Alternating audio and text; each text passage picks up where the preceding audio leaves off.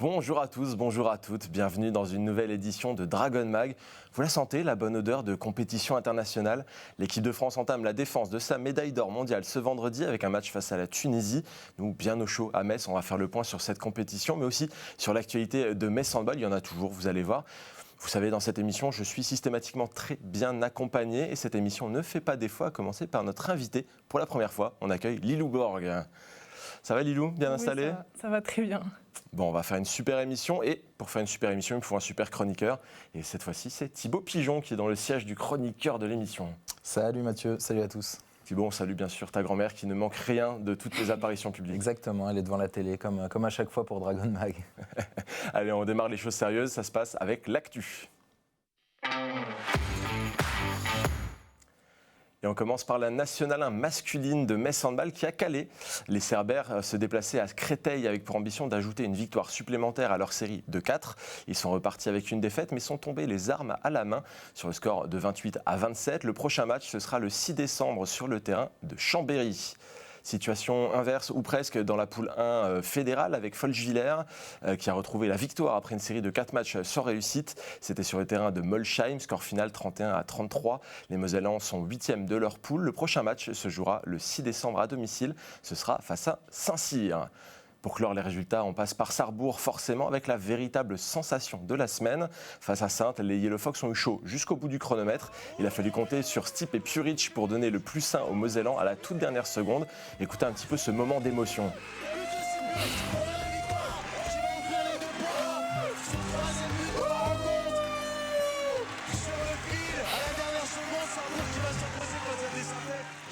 Et cette victoire 26-25, elle vient casser une série de 7 matchs sans victoire et 4 défaites de rang. Thibaut, on parle souvent de la beauté du sport. C'est aussi un petit peu ces moments-là, ces victoires à l'arraché à la dernière seconde. Oui, exactement, on voit la réaction des joueurs à la fin. Il y en a même un qui rentre torse nu, qui saute sur tout le monde. Comme qu'il y en a un qui rentre en boitant, même parce qu'il s'est blessé, mais il va. On entend les supporters, la communion. Là, c'est des victoires qui sont fondatrices. Moi, je me rappelle, ça me fait forcément penser au match de Metz Handball qui s'était imposé contre Győr au buzzer avec un but de Captain Chloé, dernière seconde. Il me semble que tu avais failli rentrer sur le terrain à ce moment-là. Ouais, justement. On rentre dans un état second, que ce soit nous, joueuses, supporters, staff. C'est des moments qui sont incroyables, qui sont très fédérateurs. Et sur ce cas de Metz Handball, je me rappelle qu'en fait, c'est une récupération de balle. Győr pouvait gagner le match, récupération de balle, dernière seconde de Sarah, bim, Chloé. Incroyable. Ouais, là, on a un bel arrêt de gardien et puis derrière, ça repart directement. Gardien qui marque. Gardien qui marque. Mais il est habitué, hein, il en a déjà mis pas mal, Steve Puric. Donc là, ça fait gagner l'équipe, c'est plutôt pas mal. Et les Fox, ils seront de retour sur le terrain de Besançon. Ce sera ce vendredi soir, justement. Je peux déjà vous annoncer le prochain match à domicile. Ce sera le 6 décembre face à Valence. Et ce match, il sera à vivre en direct sur Moselle TV. Espérons qu'on ait les mêmes émotions à l'issue du match. Pour le moment, on passe à l'actu des réseaux avec Aymeric Guillaume.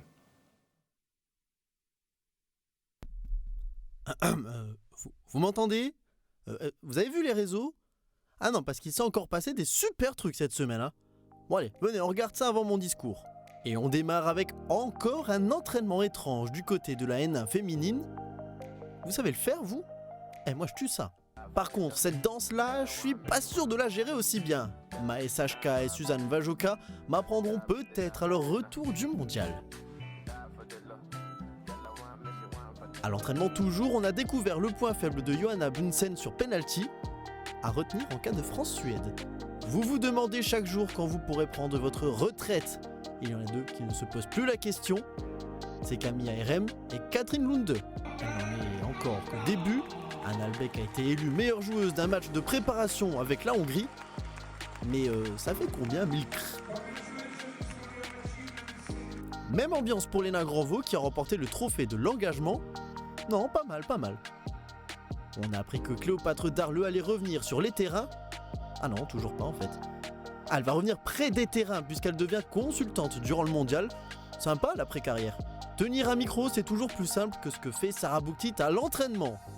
Ah, ça fait 92 tractions, ah ouais. Et on termine avec Tyra Axner qui coordonne les travaux au sein de l'équipe nationale de Suède. Trop hâte de voir les tutos rénovation. Et prochaine étape, on découvre les tournevis.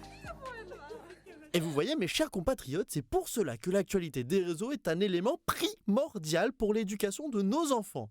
Votez pour moi et vive la France! Et on remercie encore une fois Aymeric Guillaume pour toutes les bêtises qu'il accepte de faire pour cette émission. On clôt la séquence Actu pour prendre le temps de présenter un peu plus notre invité du jour. Parce que Lilou, certains ne te connaissent pas encore très bien. C'est ta première fois, on l'a dit ici dans Dragon Mag. Alors on va sortir ta fiche de présentation. Tu es né en 2005, le calcul est assez simple. Tu as donc 20 ans. Tu as baigné dans le handball toute petite. Parce que ta maman, Myriam Borg-Carpentier, a eu un modeste parcours dans la discipline. Elle a notamment été championne du monde. Ouais, on a dit un petit parcours, hein, c'est pas énorme. Ton papa, Jean-Charles, n'a jamais été loin des terrains non plus. Il t'a d'ailleurs coaché à Millos, parce que oui, tu nous viens du Sud-Ouest. Ton parcours t'a naturellement guidé vers Mérignac, où tu as été élue révélation inspirante en 2024, meilleure buteuse du championnat en 2024-2025. Et en parallèle, tu as beaucoup porté le maillot de l'équipe de France jusqu'à un titre mondial U20 en 2024 également. Pas mal l'année 2024, hein, on va pas se mentir. Petit détail à ne pas oublier, ta sœur jumelle, Enola, joue pour le Brest-Bretagne Handball. Bon, j'oublie aucune information importante, Non, on est bon, ouais. Comment ça se passe pour toi, depuis ton arrivée à Metz? C'est quand même un changement particulier de quitter sa région natale pour venir comme ça en Moselle et dans une nouvelle équipe. Ouais, c'est vrai que je m'attendais à un gros changement déjà pour le temps, déjà. Mais aussi La niveau... météo, elle est très bien en Moselle. Oui, c'est vrai. Moins qu'en Gironde, mais c'est vrai.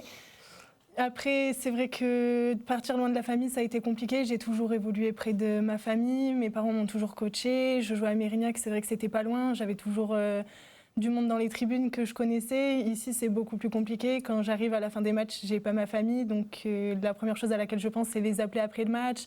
J'essaie de retrouver un peu mon cocon familial que j'ai pas ici.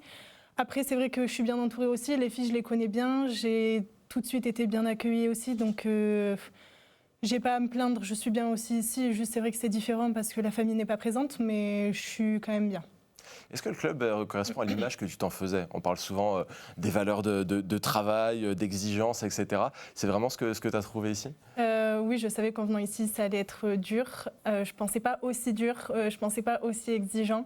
Mais c'est vrai que ça me fait voir aussi de nouvelles choses. J'ai jamais eu autant d'exigences dans une équipe, donc je vois autre chose. Et pour l'instant, ça me plaît. Donc. Thibaut, qu'est-ce que tu penses des débuts de Lilou avec Metz Handball? On voit déjà qu'il y a un caractère qui est bien affirmé.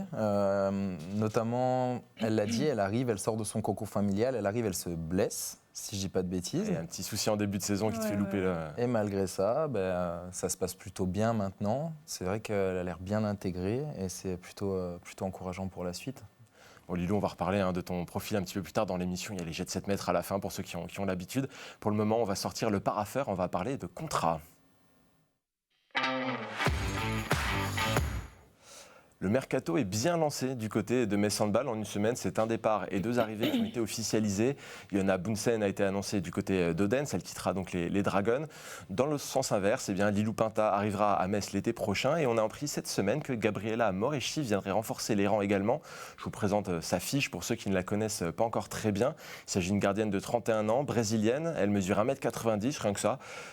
Presque comme Thibaut finalement. Hein. Son parcours est très dense avec des expériences en Norvège, en Roumanie, en France, à Fleury notamment, et en Allemagne, ce qui lui confère également un joli palmarès, puisqu'elle a décroché des titres un petit peu partout, ou presque.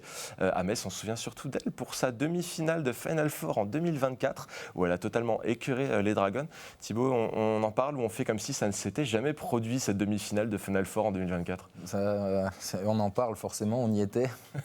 Donc on était aux premières loges pour voir cette performance-là. C'est vrai qu'elle avait été écœurante pour de bon, je crois, 16 arrêts. Ouais, 15 ou 16, je crois. C'était, la diff, elle l'avait faite ce jour-là. On espère qu'elle la fera, mais dans l'autre sens, une fois qu'elle aura signé. On prend, globalement, c'est une joueuse qui a beaucoup d'expérience, qui va peut-être apporter quelque chose à Metz Handball. Et en plus, elle a signé pour 3 saisons. C'est une forme de stabilité que cherchait Metz Handball à ce poste. C'est une forme de stabilité. Après, le coach l'a dit aussi, c'est un poste qui est primordial. On ne peut pas se permettre de faire des paris. Donc ce qui est bien, c'est que c'est sécurisé rapidement, pour le coup. Donc en plus pour 3 ans, donc effectivement stabilité à un poste important. Je pense qu'elle a été bien conseillée aussi par Bruna.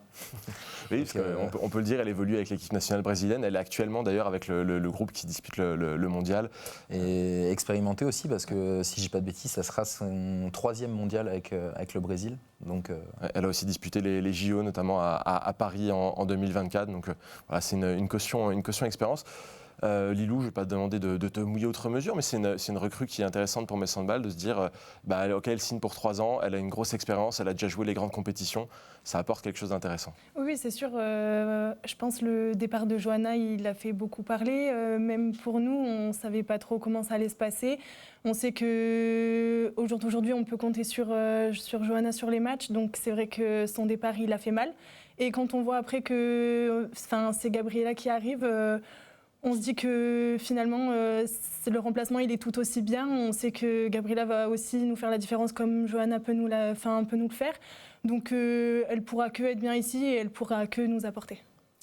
Au niveau du mercato, on l'a évoqué déjà la semaine dernière, c'est l'arrivée de Lilou Pinta et je vais envie de revenir un petit peu là-dessus avec toi puisque tu as vécu quelques petites aventures avec elle sous le maillot bleu chez les jeunes notamment. Qu'est-ce que tu penses de son arrivée à Metz ?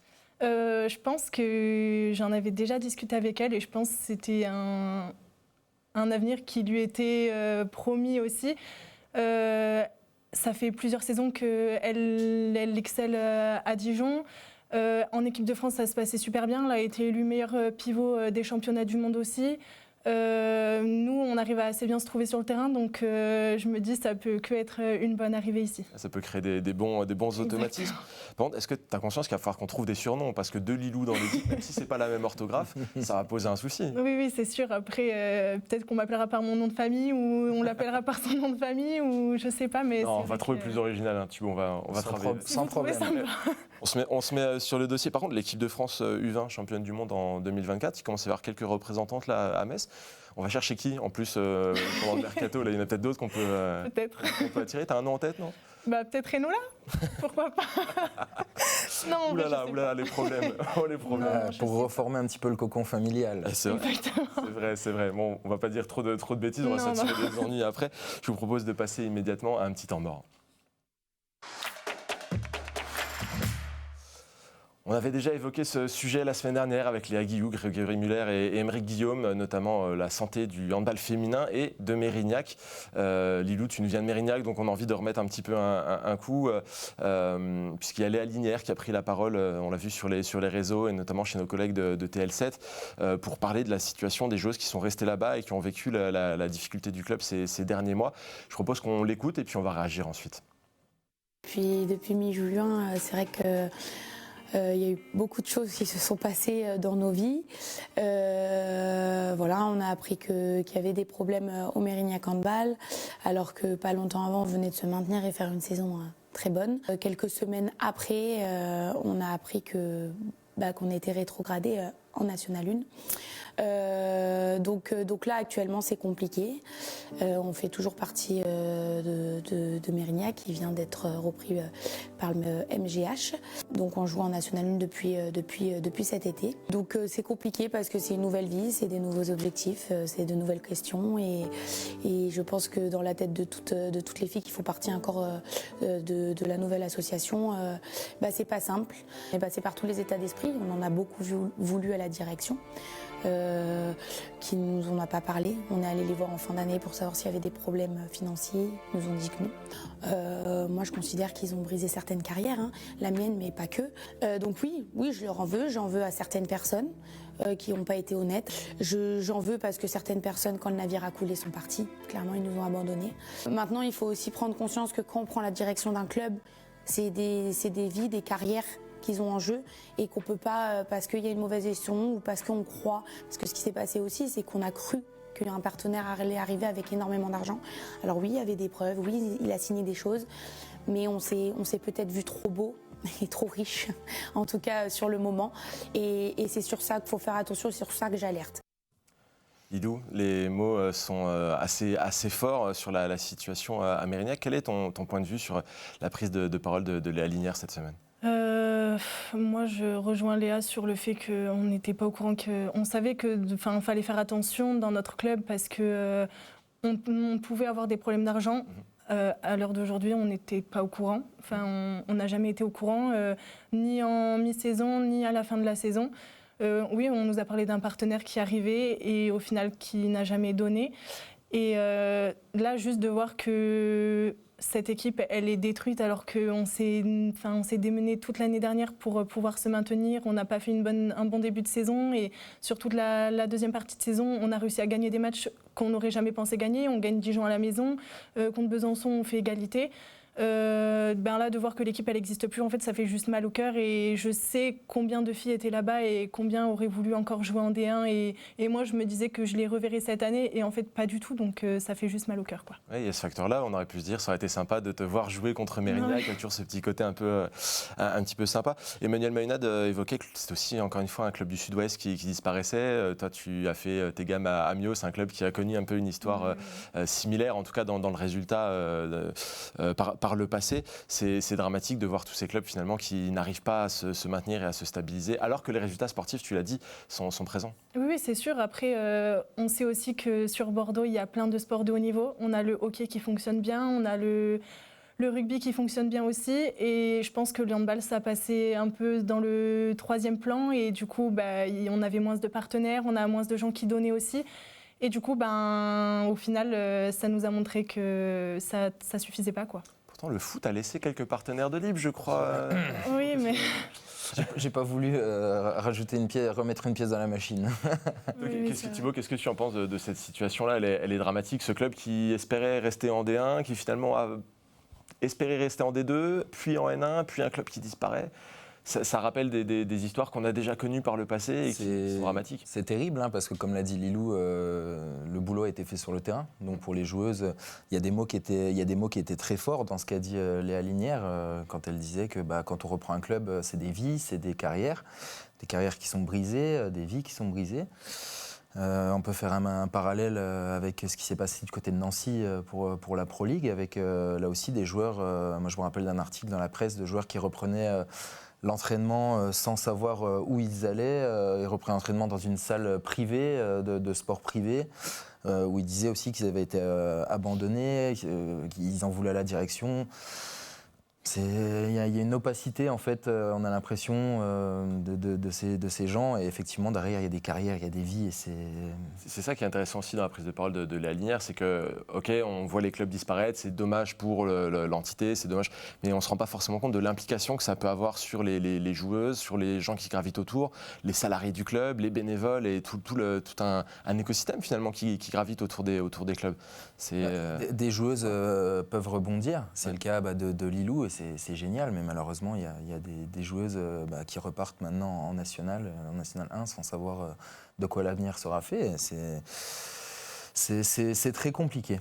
Ouais, c'est toujours triste. On espère, à chaque fois qu'on évoque ces situations-là, on espère que c'est la dernière fois, qu'il ne va pas y avoir encore une fois un club qui va avoir des difficultés, etc. Mais on sait notamment cette saison qu'il y a aussi le cas de Toulon qui est assez difficile aussi. Et on ne sait pas comment ça va se terminer, même au niveau international. On l'a vu aussi encore l'été dernier avec Ludwigsburg. Donc, encore une fois, le sport et le sport féminin a fortiori manque un petit peu de stabilité et c'est triste à observer. Et il y avait Christian Sand, les Vipers, c'est mine de rien triple vainqueur de Ligue des Champions et qui s'écroule l'année d'après, donc c'est quand même pas anodin. Je reprends ce qu'a dit Emmanuel Mayunad dans la déclaration qu'on a diffusée la semaine dernière. Il disait justement, je préfère mon club qui ne parvient pas à gagner un Final Four, mais qui continuera d'exister, qui existera encore dans 20 ans, qu'un club qui va remporter le Final Four et disparaître ensuite. Et je pense qu'il a assez raison dans cette optique-là. C'est sûr que nous, on est toujours là à dire il faut qu'on aille le gagner, il faut qu'on aille le gagner. Le club met les moyens qu'il a à sa disposition pour y aller, mais si ça ne réussit pas, il ne faut pas mettre l'argent qu'on ne possède pas ou qu'en tout cas qu'on n'est pas sûr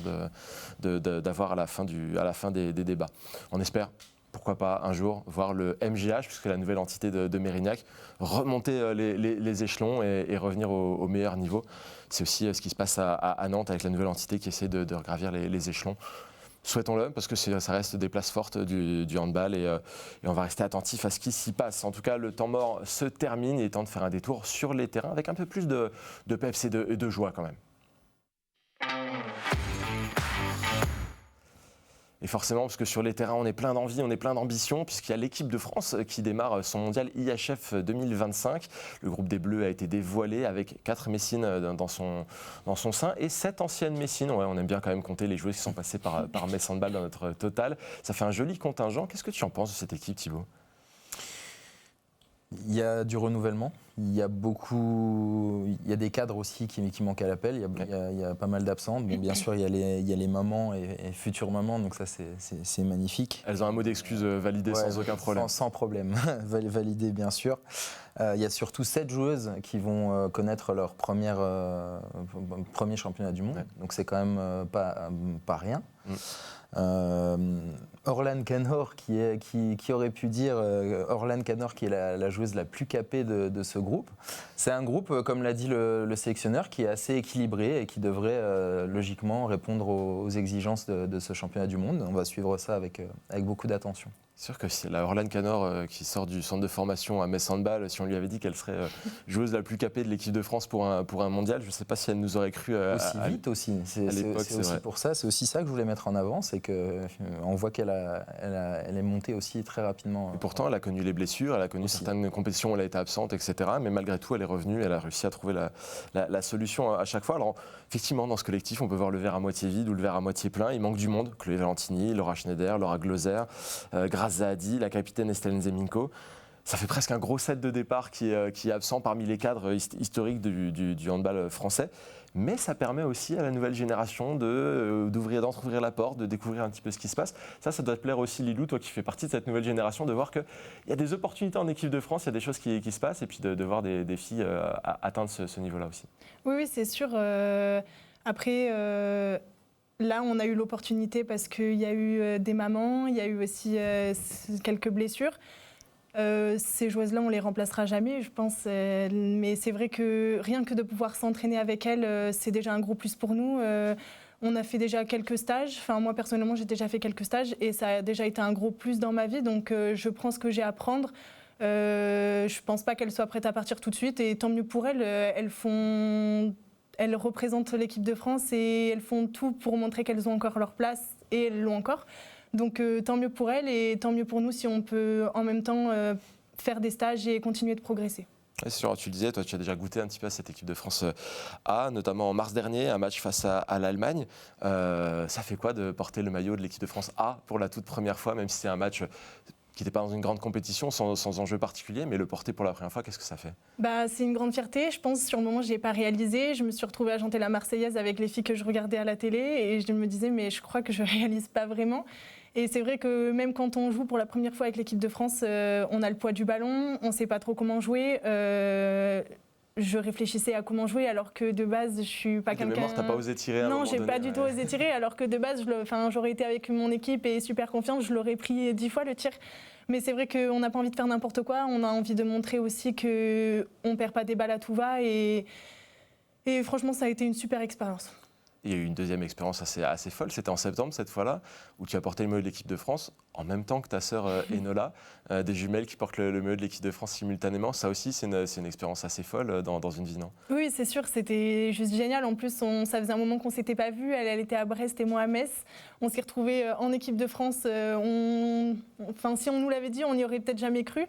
Et en fait, ça a été juste génial. J'ai joué à ses côtés. J'avais l'impression de jamais avoir arrêté de jouer à ses côtés. Donc, c'était juste trop bien. Ouais, je crois me souvenir que ça matchait plutôt pas mal, cette affaire entre les sœurs Borg. Pas trop de surprises sur ce dossier-là. En tout cas, pour revenir à notre histoire de joueuses absentes ou de joueuses présentes, on a quand même des joueuses comme Nina Dury, Fatou Karamoko et des retours aussi. Emma Jacques, Marie-Hélène Sachka, Camille Depuiset, ça fait des joueuses quand même qui sont intéressantes, qui font partie de l'univers du handball français, qui vont pouvoir peut-être se montrer. On les attend peut-être un petit peu au tournant, ces joueuses-là, Thibaut ?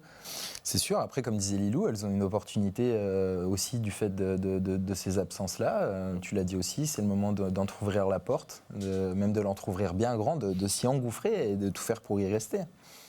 Qu'est-ce que tu penses de l'absence d'Estelle Nzeminko? C'est quand même la capitaine, ça fait quand même quelques années. Elle a mis un message sur ses réseaux sociaux où elle disait, je crois que ça fait 11 ans qu'elle n'avait pas manqué une compétition avec l'équipe de France.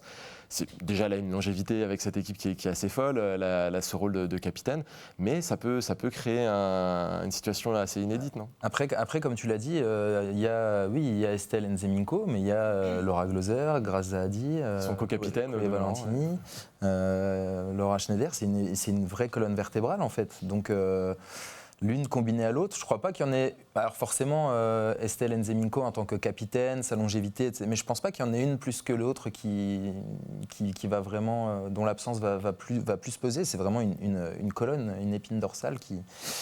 Mais bon, encore une fois, charge à celles qui les remplacent de faire le boulot et de nous ramener la plus belle des médailles. En tout cas, au poste de capitaine, la remplaçante a été nommée, elle a été assumée, c'est Tamara Horacek. Qu'est-ce que tu en penses, toi, Lilou, de Tamara Horacek, capitaine? Tu l'as un petit peu croisée, je pense, en équipe de France. Je l'ai croisée qu'à un seul stage, donc je ne pourrais pas dire... Une grande analyse. Mais c'est vrai que je pense qu'elle le mérite aussi, ça fait un moment qu'elle y est aussi, et c'est la joueuse qui a aussi assez d'expérience pour pouvoir mener l'équipe. Elle est assez aussi... réfléchie et posée pour pouvoir calmer l'équipe si jamais on se laisse emporter par la pression. Mais elle sait aussi nous dire quand ça ne va pas, donc je pense qu'elle a eu le bon rôle au bon moment. Ouais, c'est le moment où je me mouille un petit peu, mais je suis très content que ce soit Tamara Horacek qui soit la capitaine de l'équipe de France, pour plein de raisons. J'en avais parlé un petit peu avec elle notamment. Elle a un héritage qui n'est pas que français.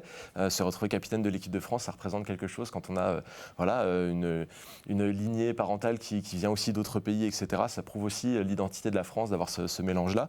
Et puis elle a une histoire avec l'équipe de France qui est assez sinueuse. Parfois elle a été sélectionnée, parfois pas. Il y a des moments où elle a manqué des compétitions, elle a eu des blessures, elle est revenue. La voir capitaine d'une équipe de France pour un mondial comme ça prouve aussi quelque chose de sa carrière et de son évolution. Donc je suis assez curieux de voir ce que ça va donner. En tout cas, dans l'attitude, on a vu les vidéos de l'équipe de France, etc. Dans l'attitude, elle le présente déjà très bien. Donc on va voir jusqu'où elle arrive à emmener ses coéquipières. Et puis dans les absentes, on a pu lire aussi Grace Zahadi. Sébastien Gardiou n'a pas fait une croix non plus sur sa présence. Elle pourrait revenir si jamais sa blessure s'améliore en cours de compétition. On a la possibilité de faire ce genre de changement. Avant d'entamer le mondial, la France a suivi une préparation intéressante, des matchs peut-être dont le déroulement n'était pas forcément attendu.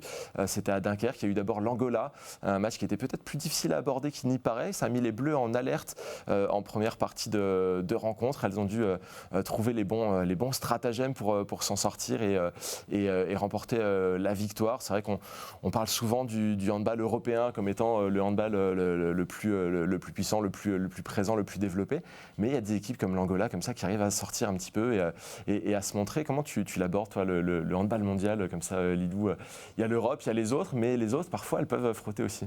Et je pense que c'est juste génial parce que ça montre aussi que l'équipe de France, on sait s'adapter à ce qu'on a en face de nous. C'est vrai qu'elles ont joué aussi le Japon. Le Japon, c'est plus petit, mais ça joue beaucoup plus vite que l'Angola aussi. Donc, on a des profils aussi différents en équipe de France. Donc, en fait, on peut se permettre de faire jouer tout le monde en fonction des matchs. Sur les matchs contre le Japon, on a plus fait jouer les joueuses rapides, alors que sur le match contre l'Angola, sachant que c'était plus physique, on a peut-être fait jouer les plus physiques aussi. Ouais. Donc, c'est juste génial et ça montre aussi que dans notre équipe à nous, on peut jouer tout type d'équipe en face. Ouais, ce match contre le Japon, effectivement, tu disais, c'est des joueuses plus petites, plus rapides. Il me semble qu'ils ont une pivot qui fait 1m75, quelque chose comme ça.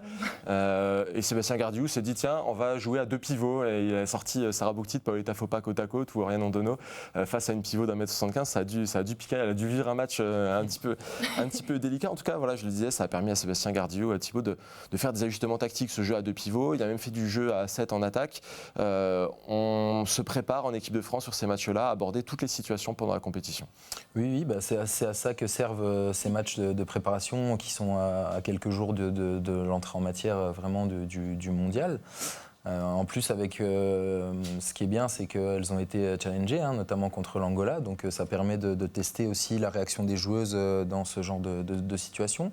Et puis, match peut-être entre guillemets un petit peu plus facile contre le Japon permettent de tester multiples choses pour pouvoir s'adapter ensuite dans la compétition à différentes situations. C'est sûr que si on attend de jouer la Norvège pour tenter des choses, on va être un petit peu coincé. Je ne pense pas qu'on parte à deux pivots.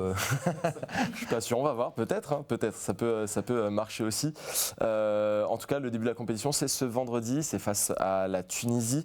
Un début de compétition, c'est toujours un moment un petit peu particulier. Toi, tu les abordes comment, les débuts de compétition? Le premier match d'une saison, le premier match d'un mondial, comme tu as pu le connaître avec les Bleus en jeunes.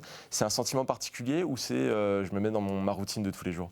Je pense que ça dépend de la compétition et du premier match. Mon premier match à Metz, par exemple, ça a été beaucoup plus compliqué que le premier match de la saison pardon, avec Mérignac, la deuxième année où j'étais déjà intégrée. Je pense, par exemple, pour les plus jeunes, celles qui ont été avec moi en équipe de France, ça va être peut-être plus stressant que des filles qui ont déjà vécu des débuts de compétition et qui seront peut-être plus à l'aise. C'est vrai que je pense, moi personnellement, je l'aborde de différentes façons. Si je me sens à l'aise dans l'équipe et ça fait déjà plusieurs années que j'y suis, je prendrai ce match comme un match lambda, dans le sens où je le prends comme tous les matchs. Ouais. Mais c'est vrai que ce soit mon premier match de la saison ici ou avec l'équipe de France, je pense que la pression, elle est beaucoup plus présente que les autres. On peut s'attendre à 2-3 petits réglages en début de rencontre, mais bon...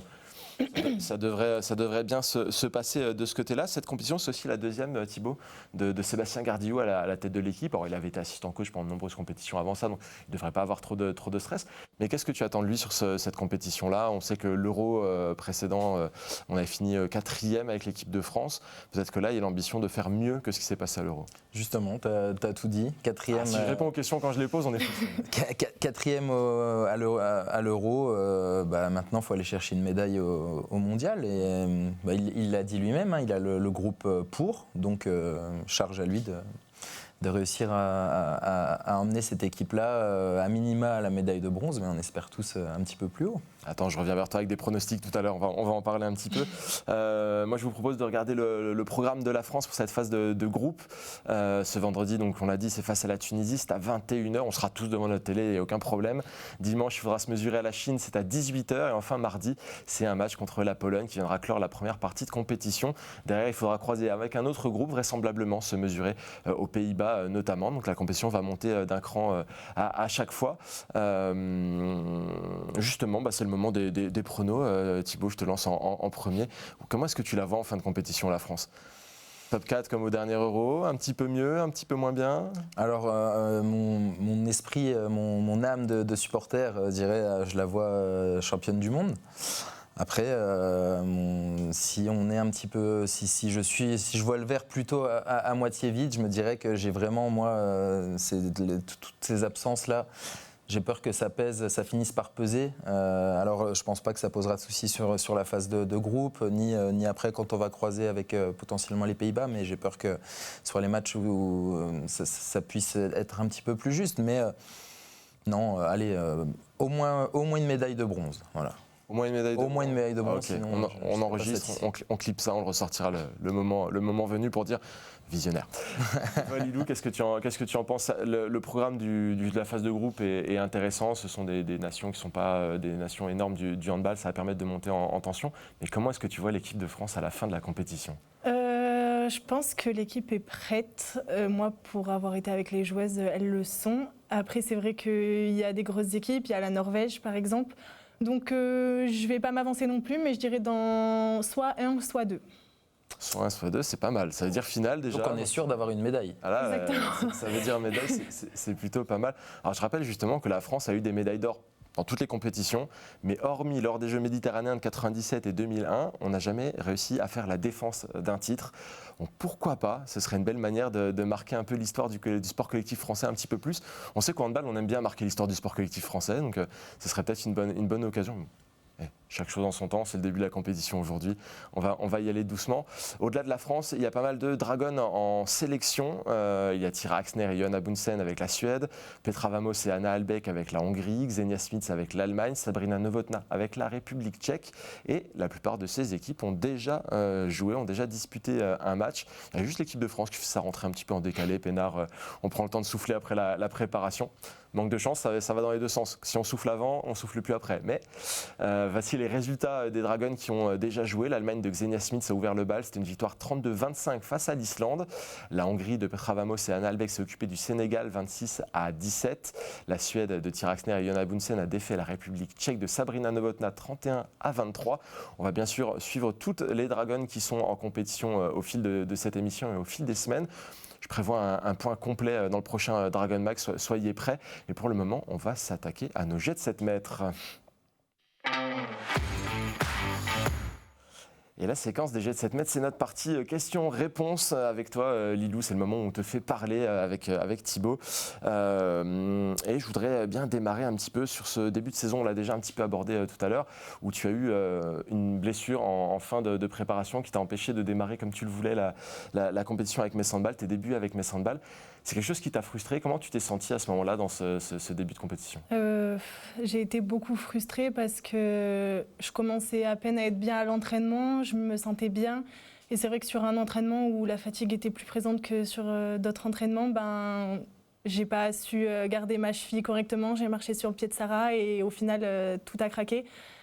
Il est solide le pied de Sarah. Oui, très, très solide. Donc c'est vrai que j'ai repris quand même plus tôt que ce qu'il devait.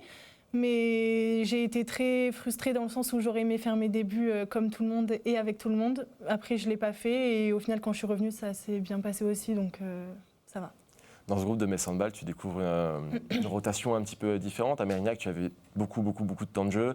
À Metz Handball, forcément, il faut un peu plus faire ses preuves peut-être. Et puis il y a une relation à 3 sur le poste de demi-centre avec Léna Granvaux et Petra Vamos, même si sur la base arrière, on a bien senti qu'il y avait une certaine mobilité de part et d'autre. Comment tu le vis, cette relation à 3 demi-centres et le partage du temps de jeu ? C'est vrai qu'en signant ici, je savais très bien comment ça allait se passer. Je ne viens pas avec l'optique d'avoir du temps de jeu dès le début. Je sais très bien que je ne l'aurai pas parce que pour l'instant, il faut le dire, je ne le mérite pas. Enfin, elles sont largement meilleures que moi, elles sont en équipe nationale. Elles font leur jeu et moi, pour l'instant, je n'arrive pas à faire le mien. Donc, en soi, pour l'instant, je ne le mérite pas. Après, je le vis très bien parce que c'est des filles avec qui je m'entends super bien et je suis pas du tout dans cette compétition-là. En fait, on est dans la même équipe, on se bat pour les mêmes objectifs. Si elles jouent bien et si elles sont bien, tant mieux pour elles. Moi, je suis contente pour elles et je suis contente pour l'équipe.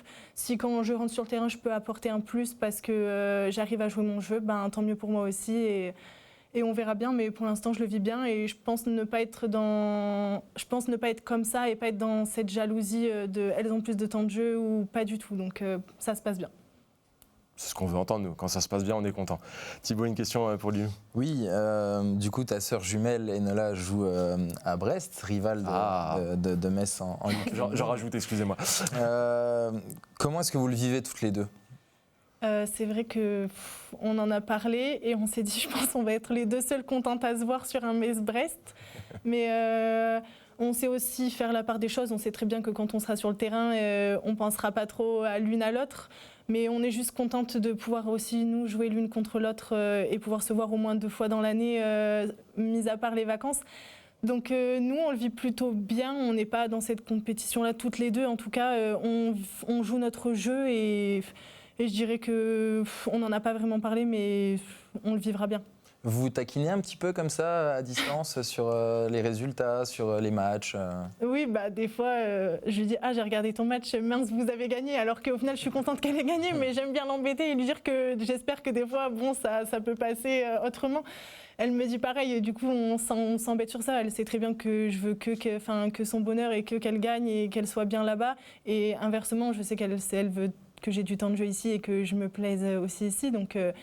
Donc voilà, on se taquine, mais c'est toujours bienveillant.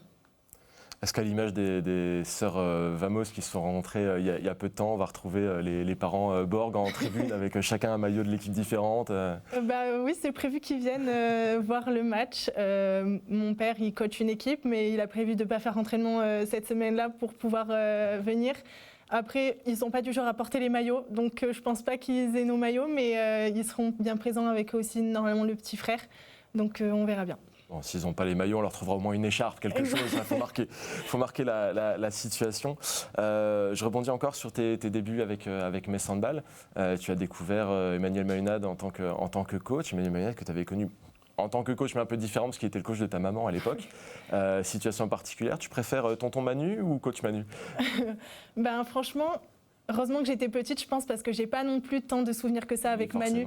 Donc, t'étais vraiment toute petite. Oui, voilà. Donc je pense que j'ai aussi cette chance-là de le voir en tant que coach, et je l'ai jamais vraiment eu en tant que tonton, entre guillemets, bon, parce que... Ouais, j'ai grossi le trait. Voilà, parce que voilà, mais c'est juste génial de le voir en tant que coach aussi. C'est vrai que j'avais jamais vu cette personnalité-là de Manu.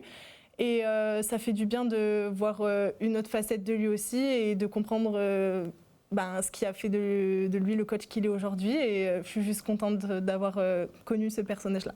On parlait de l'exigence de Metz Handball et du travail qui est permanent, etc. Il l'incarne aussi parfaitement. Là, je pense que pendant la trêve internationale, il ne vous lâche pas. Non, c'est sûr. On est censé être au niveau quand les autres vont revenir de la compétition. Donc, pour lui, je pense qu'on n'a pas de temps à perdre. On doit continuer de travailler physiquement. On travaille comme on peut sur nos annonces parce que quand elles vont revenir, va falloir qu'on soit prête aussi. Donc, je pense pas de relâche. Il veut absolument qu'on soit prête quand tout le monde reviendra et je pense qu'on le sera. Donc, tant mieux. C'est Anne-Emmanuelle Augustine, quand elle était à ta place dans l'émission il y a quelques semaines, qui nous disait que les périodes comme ça de trêve internationale, hivernale, où l'équipe est absente pendant très, très longtemps, c'est les moments où elle a le sentiment dans sa carrière qu'elle a le plus progressé. Parce que c'est des spé, c'est des moments très, très techniques, très, très précis.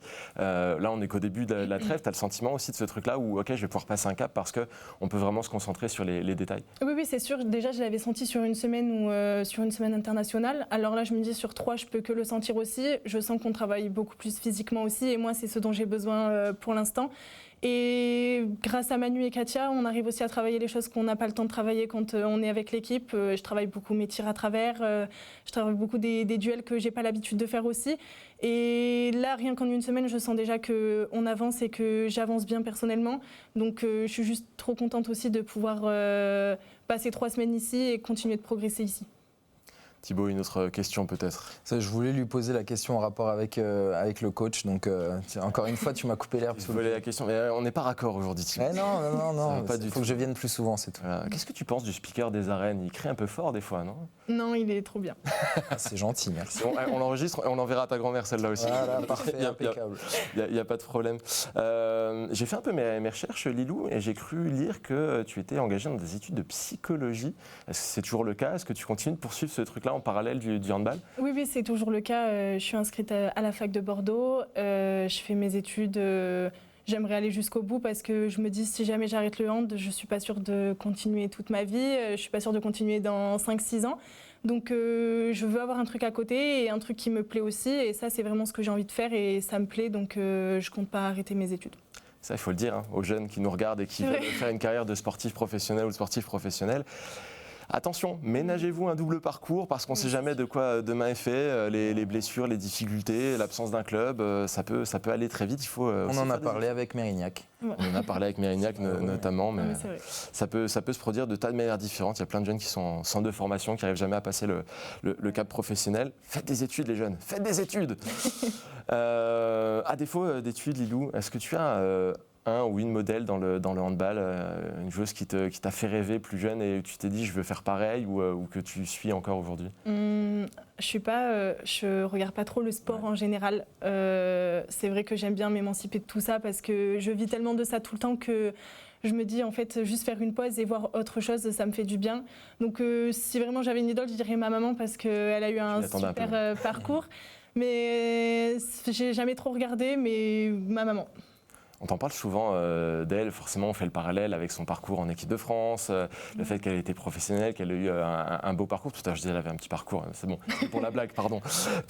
Comment est-ce que tu le vis ce comparatif un petit peu finalement avec son parcours à elle? C'est vrai qu'au début c'était compliqué, on avait l'impression d'avoir un chemin tracé avec ma sœur, de devoir exactement passer par là où elle était passée. On nous disait toujours oui, ta mère elle a fait ça, donc toi aussi. Donc c'est vrai qu'au jour d'aujourd'hui, je pense que j'ai pris aussi la maturité pour passer au-dessus de tout ça.